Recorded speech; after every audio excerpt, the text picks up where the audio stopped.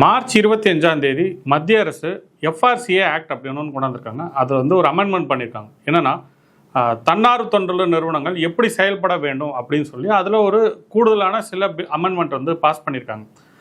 இது ஒரு பெரிய சர்ச்சையை நாடு முழுக்க கிளப்பியிருக்கு. அது குறிப்பாக எதிர்க்கட்சிகள் இதை பெருசாக எதிர்க்கிறாங்க. கேரளாவில் இருக்கக்கூடிய கம்யூனிஸ்ட் அரசு இதை ரொம்ப பெருசாக எதிர்க்கிறாங்க. முதல்ல இந்த என்ஜிஓஸ்னா என்ன, அவங்க என்ன பண்ணுறாங்க அப்படின்றத நம்ம பார்க்கலாம். என்ஜிஓ அப்படிங்கிறது நான் கவர்மெண்டல் ஆர்கனைசேஷன் அப்படின்னு சொல்லலாம். தமிழில் நம்ம தன்னார்வ தொண்டு நிறுவனங்கள் அப்படின்னு நம்ம சொல்லலாம். நிறைய தன்னார்வ தொண்டு நிறுவனங்கள் இருக்குது. உதாரணத்துக்கு எடுத்துட்டிங்கன்னா ரோட்டரி கிளப் இருக்குது, லயன்ஸ் கிளப் இருக்குது, அக்ஷய பாத்ரா அப்படின்னு சொல்லிட்டு ஹரே கிருஷ்ணா ஹரே ராமாவோட இயக்கத்தோடு சேர்ந்த ஒரு அமைப்பு இருக்குது. இந்த மாதிரி பல தன்னார்வ தொண்டு நிறுவனங்கள் இந்தியா முழுக்க இருந்துக்கிட்டே இருக்குது. அவங்களாம் என்ன பண்ணுறாங்க அப்படின்னு பார்த்தீங்கன்னா, பல இடங்களில் இப்போ அரசாங்கத்தாலேயோ இல்லை ஒரு பெரிய நிறுவனங்களாலேயோ போக முடியாத இடங்களில் அங்கே போய் உட்காந்து மக்களுக்கு தேவையான சில விஷயங்களை செய்கிறாங்க. அது அவங்களுடைய வேலையாக வச்சுருக்காங்க. ஏன் அரசே செய்ய வேண்டியதானா அப்படின்னு உங்களுக்கு ஒரு கேள்வி கேட்கலாம். அரசுக்குள்ள இருக்கக்கூடிய ஒரு சிக்கல் என்னென்னா, ஒரு பர்டிகுலர் கிராமத்தை மட்டும் டார்கெட் பண்ணி அரசால் எல்லா வேலைகளையும் செஞ்சிட முடியாது. அரசு அப்படின்றது எல்லாத்துக்குமான அரசு, நடுவண் அரசு. அப்படிங்கும்போது ஒட்டுமொத்தமாக ஒரு கேட்டகரைஸ் பண்ணி இங்கே இருக்கக்கூடிய மக்களுக்குன்னு சொல்லி தான் அரசால் நிதி ஒதுக்க முடியும். இப்போ உதாரணத்துக்கு வச்சுக்கலாமே, ஸ்கூல்ஸ் இல்லாத ஊரில் ஸ்கூல்ஸ் திறக்கணும் அப்படின்னு அரசு முடிவு பண்ணுறாங்க. அப்படின்னா எல்லா கிராமங்களுக்கும் ஸ்கூல்ஸ் திறக்கிறதுக்கு அரசுக்கிட்ட நிதி வேணும். ஆனால் என்ஜிஓ கிட்ட இருக்கக்கூடிய அட்வான்டேஜ் என்னன்னு பார்த்தீங்கன்னா, ஒரு பர்டிகுலர் கிராமத்தில் ஒரு ஸ்கூல் துவங்கணும் அப்படின்னா ஒரு என்ஜிஓவால் திறந்த முடியும், அரசால் இது பண்ண முடியும். அதனால என்ஜிஓக்கான தேவை அப்படின்றது நாடு முழுக்க இருக்குது. இவங்க வெறுமனவே போய் மக்களுக்கு தேவையான தொண்டு காரியங்கள், அதே மாதிரி மருத்துவ வசதிகள் மட்டும்தான் பண்ணுறாங்கன்னா அப்படிலாம் கிடையாது. இன்னமும் நிறைய விஷயங்கள் இவங்க பண்ணுறாங்க. நிறைய என்ஜிஓஸ் என்ன பண்ணுறாங்கன்னா, மக்கள்கிட்ட விழிப்புணர்வு ஏற்படுத்தக்கூடிய முக்கியமான விஷயங்கள் எல்லாம் ஈடுபடுறாங்க. மக்கள்கிட்ட தகவலை சேகரித்து கொண்டு இப்போ புதுசாக ஒரு சட்டம் இயற்றுறாங்கன்னா அதுக்கு என்ஜிஓக்குடைய தொண்டுகள் அப்படின்றது ரொம்ப பெரிய லெவலில் இருக்குது. இந்த மாதிரி நிறைய விஷயங்களில் என்ஜிஓஸ் செயல்படுறாங்க. அரசுக்கும் நாட்டு மக்களுக்கும் பக்கபலமாக இருக்காங்க. ஆனால் இது வெறுமனவே பக்கபலமாக இருக்கிறத மட்டும்தான் இந்த கவர்மெண்ட் ஸ்க்ரூட்டனைஸ் பண்ணி தான் கண்ட்ரோல் எடுத்து பார்க்குறாங்களான்னா அப்படி கிடையாது. பல முரணான விஷயங்களையும் இந்த என்ஜிஓஸ் தவறான வழியில், என்ஜிஓன்ற மூலியமாக பல தவறான விஷயங்களை செய்கிறதுக்கு நிறைய பேர் முயற்சி பண்ணுறாங்க. உதாரணத்துக்கு நம்ம எடுத்துட்டோம்னா, ஷாஹின்பாத்தில் ஒரு பெரிய போராட்டமே நடந்துட்டு இருந்தது இந்த சிஏஏ பற்றி. அது இந்திய குடிமக்களுக்கும் அந்த சிஏஏ சட்டத்துக்கும் சம்மந்தமே இல்லை அப்படின்னு எத்தனை முறை மத்திய அரசு தெளிவுபடுத்தினாலும் ஆனால் அது யாரும் கேட்கறதாவே இல்லை. ஆனால் ஒரு பெரிய ஒரு போராட்டமே நடந்தது. அதை தொடர்ந்து நீங்கள் பார்த்தீங்கன்னா விவசாயிகளுக்கு ஒரு பெரிய போராட்டமே நடந்துட்டு இருந்தாங்க. இந்த விவசாயிகள் அப்படின்னு சொல்லக்கூடியவங்க பல பேர் பார்த்தீங்கன்னா பென்ஸு, BMW காரில் உட்காந்துருந்தாங்க. அங்கே தான் 5 ஸ்டார் ஹோட்டலில் சாப்பாடு. அவங்க ஒரு 5 ஸ்டார் ஹோட்டலில் வாழ்கிற அளவுக்கான ஒரு வாழ்க்கையை கிட்டத்தட்ட 1 வருடங்களுக்கு மேலே விவசாயிங்க போராட்டம்ன்ற பேரில் நடத்திட்டு இருந்தாங்க. ஆனால் உண்மையாக நம்ம போய் பார்த்தோம்னா அவங்க பல பேர் பெரிய பெரிய மண்டி ஓனர்ஸாக இருந்தாங்க. நிறைய பேர் அங்கே வேலைக்கு உட்கார வச்சு போராட்டம் நடத்திட்டு இருந்தாங்க. இதுக்கு பின்னாடி பார்த்தீங்கன்னா பெரிய என்ஜிஓஸுக்கு டைரெக்டாக ஃபாரின்லேருந்து வந்த பணங்கள் பின்னாடி வேலை பார்த்துட்டு இருந்தது ஒரு முக்கியமான காரணம் வந்தது. அப்போ மத்திய அரசு என்ன பண்ணாங்கன்னா, புதுசாக ஒரு சட்டம் இயற்றி அதில் நிறையா விஷயங்களை கண்டெயின் பண்ணும்போது இந்த போராட்டங்களோட வீரியங்கள் குறைச்சது. ஸோ இந்த மாதிரி நாடு முழுக்கவே பல என்ஜிஓஸ் இருக்காங்க. அது ஒரு கண்ட்ரோலே இல்லாத ஒரு நிலைமையில் இருக்காங்க. குறிப்பாக இந்த என்ஜிஓஸோடைய இன்னொரு பெரிய இருக்கக்கூடிய குற்றச்சாட்டு என்னன்னு பார்த்தீங்கன்னா, மதம் மாற்றத்திற்கு இவங்க பண்ணக்கூடிய வேலைகள் ரொம்ப அதிகமாக இருக்குது. இப்போ நிறைய என்ஜிஓஸ் வெள்ளைக்காரங்காலத்துலேருந்து இன்றைக்கி வரைக்கும் பார்த்தீங்கன்னா நிறைய கிறிஸ்துவ மிஷினரிஸோட என்ஜிஓஸ் நிறையா இருக்குது. அவங்கள பல பேர் இங்கே காது கேளாதவர்களுக்கு ஒரு பள்ளி நடத்துகிறோம், ஆதரவற்றவர்களுக்கு பள்ளி நடத்துகிறோம் அப்படின்னு சொல்கிறாங்க. நல்ல விஷயம் தான், யாரும் அது எதுக்கிறதே கிடையாது. ஆனால் அதை ஒரு மறைமுகமாக வச்சுக்கிட்டு அதுலேருந்து இன்னும் நிறைய மதம் மாற்றத்துக்கான விஷயங்கள்ல பல பேர் ஈடுபடுறாங்க.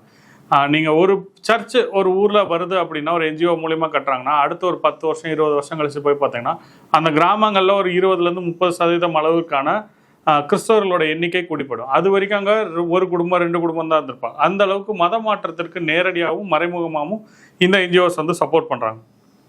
ஸோ இந்த மாதிரி பல குற்றச்சாட்டுகள் இந்த என்ஜிஓஸ் மேலே இருந்துகிட்டே இருக்கு. ஸோ இதை தான் அரசாங்கம் என்ன பண்ணுறாங்கன்னா, 2020 ஒரு பில் கொண்டு இந்த என்ஜிஓஸுக்கு நிறைய கடிவாளம் போட்டாங்க. இப்போ கூடுதலாக இன்னமும் சில லூப் ஹோல்ஸ் இருந்ததை ஃபில் பண்ணியிருக்காங்க இந்த மார்ச் 25 அந்த பில்லை.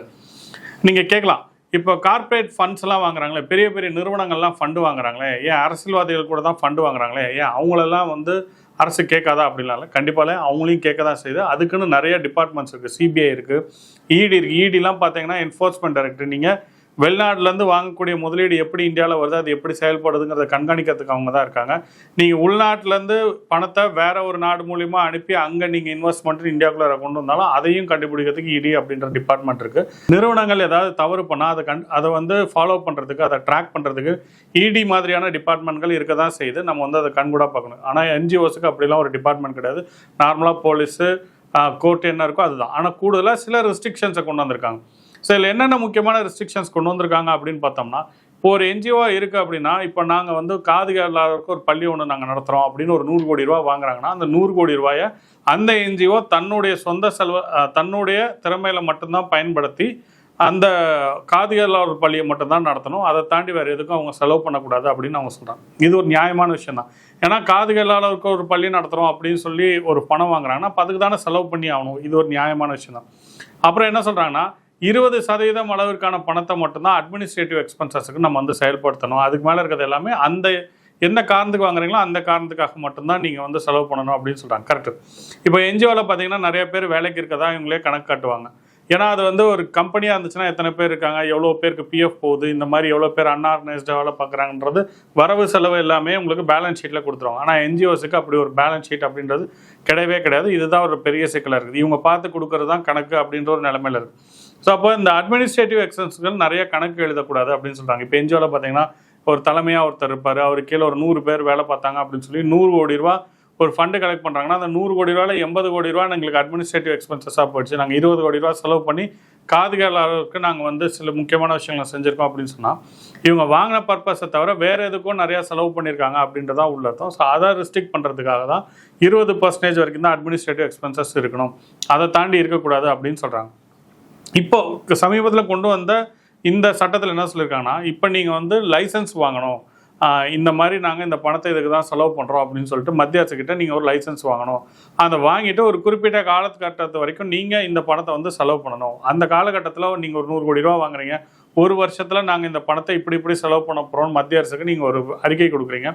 அந்த பணத்தை அந்த ஒரு வருஷத்தில் அவங்களால செய்ய முடியாத பட்சத்தில் யார் கொடுத்தாங்களோ அவங்களுக்கே திருப்பி கொடுத்துடலாம்.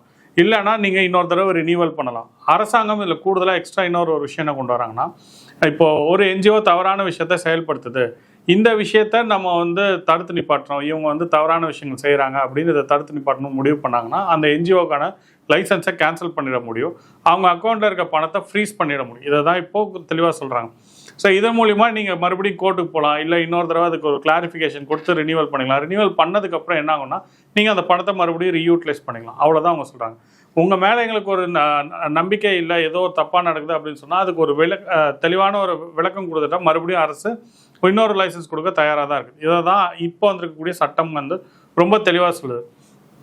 ஆனால் இதை பல எதிர்க்கட்சிகள் வந்து ரொம்ப தீவிரமாக எதிர்க்கிறாங்க. குறிப்பாக பார்த்தீங்கன்னா கேரளாவில் இருக்கக்கூடிய கம்யூனிஸ்ட் அரசு இதை ரொம்ப தீவிரமாக எதிர்க்கிறாங்க. ஏன் அப்படின்னு பார்த்தீங்கன்னா இது எல்லாத்துக்கும் தெரிஞ்ச ஒரே பதில் என்னன்னா, அங்கே அதிகப்படியான கிறிஸ்துவ மத மக்கள் தொகை அதிகமாக இருக்கக்கூடிய ஏரியா. நிறைய பேர் கேரளாவிலேருந்து துபாய், மிடில் ஈஸ்ட் மாதிரி நாடுகளுக்கும் பல நாடுகளுக்கு வேலை தேடி போகிறாங்க. பல தன்னார்வ தொண்டு நிறுவனங்கள் கேரளாவில் இயங்கிக்கிட்டே தான் வருது. ஸோ இந்த தொண்டு நிறுவனங்கள்லாம் வந்து அவங்க சொல்கிற வேலைக்காக தான், இப்போ ஒரு உண்மையான ஒரு நோக்கத்துக்காக தான் செயல்படுறாங்களா அப்படின்ற கேள்வியை தான் எல்லோரும் கேட்குறாங்க. அப்போ ஏற்கனவே நான் சொன்ன மாதிரி இந்த விவசாயிகள் போராட்டத்தில் நம்ம ரொம்ப முக்கியமாக கவனிக்கப்படணும்னா, அந்த நோபல் பரிசு வென்ற கிரேட்டா தம்பர்க் அப்படின்ற ஒரு பெண்மணி அவங்களுடைய ட்விட்டரில் போட்டிருந்தாங்க. ஒரு 10 நிமிஷம் வரைக்குமே ஆக்டிவாக இருந்த ஒரு போஸ்ட். அதில் அவங்க ரொம்ப தெளிவாக சொன்னாங்க, எப்படி இந்த போராட்டத்தை கொண்டு போகணும், எப்படிலாம் இந்த போராட்டத்துக்கு நம்ம வந்து பணத்தை கொடுக்கணும், யாரெல்லாம் என்னென்ன பண்ணணும் அப்படின்னு சொல்லிட்டு ஒரு பெரிய ஒரு போராட்டத்துக்கு தேவையான ஒரு நாலேஜ் பேங்க் மாதிரி ஒன்று போட்டிருந்தாங்க. பின்னாடி அது ரொம்ப பெரிய லெவலில் சர்ச்சையாச்சு. ஸோ இந்த மாதிரி இந்தியாவுக்கு சம்மந்தமே இல்லாமல், இந்திய விவசாயிகளுக்கு சம்மந்தமே இல்லாமல் வெளிநாட்டில் இருக்கக்கூடியவங்க நம்ம நாட்டில் இருக்க மக்களை எதிராக தூண்டி விட்டு நம்ம நாட்டுடைய இறையாண்மைக்கு ஒரு எதிரான ஒரு கேள்வியை கேட்க முடியும் அப்படின்ற ஒரு நிலைமை வரக்கூடாது. அப்படிங்கிறத கண்ட்ரோல் பண்ணுறதுக்கு தான் இந்த சட்டத்தை வந்து இப்போ இயற்றியிருக்காங்க. ஸோ இது மூலமா என்னென்னா, தேவையில்லாத பணம், இப்போ ஒரு தாங்கள் வாங்கின காரணத்தை தாண்டி தேவையில்லாத விஷயங்களுக்கு என்ஜிஓக்கள் அந்த பணத்தை வந்து செலவு பண்ண முடியாது. இப்போ ஒரு என்ஜிஓ ஒரு பணத்தை வாங்குதுன்னா இன்னொரு என்ஜிஓக்கு அதை வந்து ஃபண்ட் பண்ணி அவங்க மூலியமாக இதை வந்து சாதிச்சுக்கணுன்ற அவசியம் இருக்காது. அவங்க வாங்கினாங்கன்னா அவங்க தான் செலவு பண்ணி ஆகணும் அப்படின்ற ஒரு நிலைமை தான் கொண்டாந்து வச்சுருக்காங்க. ஸோ இது மூலிமா ஒரு வெளிப்படைத்தன்மையோட ஒரு எந்த ஒரு ஒளிவு மறைவும் இல்லாமல் ஒரு நியாயமான முறையில் இருக்கக்கூடிய எல்லா என்ஜிஓஸும் செயல்படுறதுக்கான வாய்ப்புகள் கிடைக்கும் அப்படின்னு தான் நான் நம்புகிறேன். இந்த பதிவு உங்களுக்கு பிடிச்சிருந்தா லைக் பண்ணுங்கள், ஷேர் பண்ணுங்கள், உங்களோட கமெண்ட்ஸை கீழே ஆட் பண்ணுங்கள். மீண்டும் ஒரு பதிவில் சந்திப்போம். நன்றி, வணக்கம்.